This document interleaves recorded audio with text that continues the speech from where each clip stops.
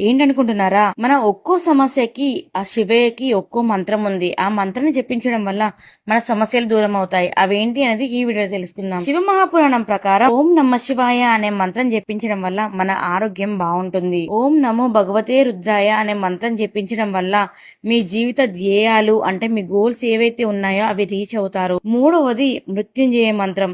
ఓం త్రయంబకం యజామహే సుగంధిం పుష్టివర్ధనం ఉరువారుకమివ బంధనాత్ మృత్యుర్మోక్షేమామృతాత్. ఈ మంత్రం చదవడం వల్ల మన ఆయుష్ పెరుగుతుంది. అకస్మాత్తుగా వచ్చే ప్రమాదాల నుండి మనం బయటపడతాము.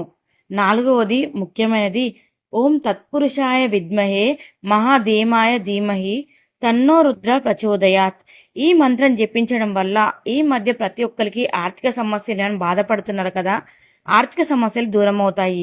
మీ సమస్యలను బట్టి ఈ మంత్రాలు చదవండి. 108 సార్లు చదవడం మాత్రం అస్సలు మర్చిపోకండి.